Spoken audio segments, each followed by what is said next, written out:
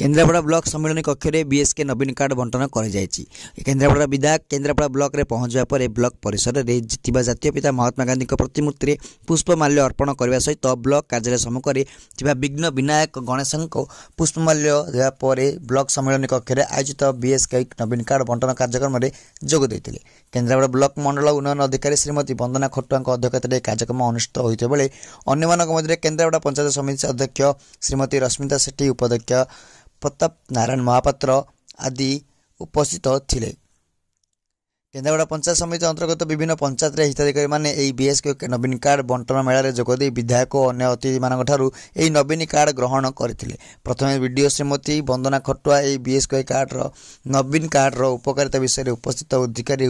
मानक बुझाई विधायक शशिभूषण बेहेरा राज्य सरकार युगान्तकारी पदक्षेप को नहीं लोक अवगत कराइले। ब्लॉक अध्यक्षा और उपाध्यक्ष लोक राज्य सरकार साधारण लोक नवीन कार्ड प्रचलन अभिमुख्य और उपकारिता विषय जन केन्द्रापड़ा ब्लॉक को प्रथम पर्यायर 4327 नवीन कार्ड आसता बेले 88 जन हिताधिकारी को यही बंटन मेला कार्ड प्रदान कर बहु जन कल्याण कार्यक्रम असुमारी जन कल्याण कार्यक्रम भितर विजु स्वास्थ्य कल्याण योजना सारा भारत वर्ष कौन भारत वर्ष बाहर एक प्रशंसित जन कल्याणकारी योजना। साधारण लोकटे स्वास्थ्य समस्या पड़े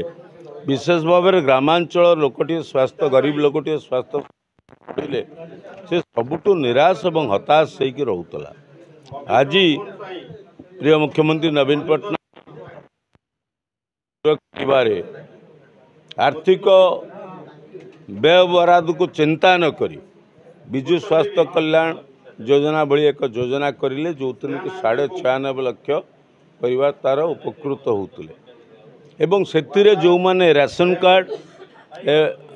थिला जो मानकर बीएसके कार्ड था से माने सुविधा किसी मास है पाई आसचंती एवं सरकारी बेसरकारी हॉस्पिटल जेतिक बड़ बड़ नर्सिंग होम तो तापर भी किसी लोक रही जाउथिले जो मानक राशन कार्ड नाही कि बीएसके कार्ड जोगाड़ करि पारि नाहंती किंतु तांको घरे सरकारी चाकरी से निजे करना इनकम टैक्स दौना यही दुईटी कथा बहुत कम से बाबत बाहर प्राय 100% लोक यार सुविधा नबार व्यवस्था है व्यवस्था को कार्यकारी करिबारे आज केन्द्रापड़ा पंचायत समिति रे बीएसके नवीन कार्डर बंटन कार्यक्रम रखा जाइथिले जो आमर मान्यवर विधायक महोदय चेयरमैन भाइस चेयरमैन समस्ते जोग देइथिले। आमर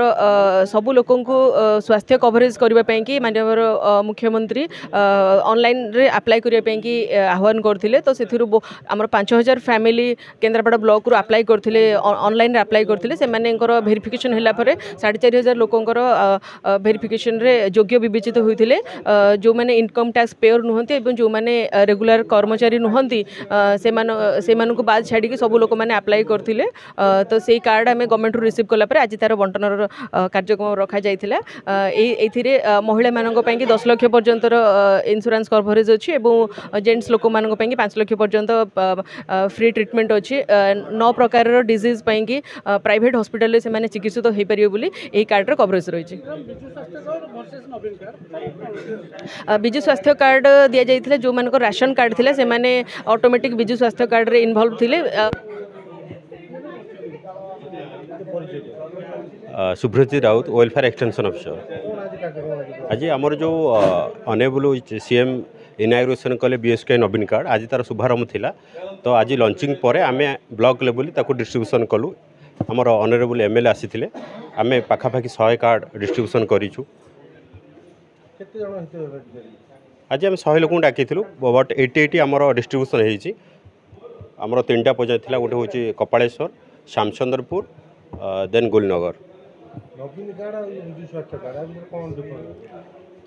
नवीन कार्ड सेम किसी आमर जो पाँच 5 लाख लेखा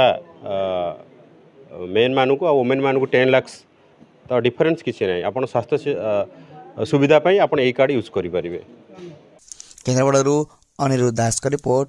केबिनेट ओडिशा।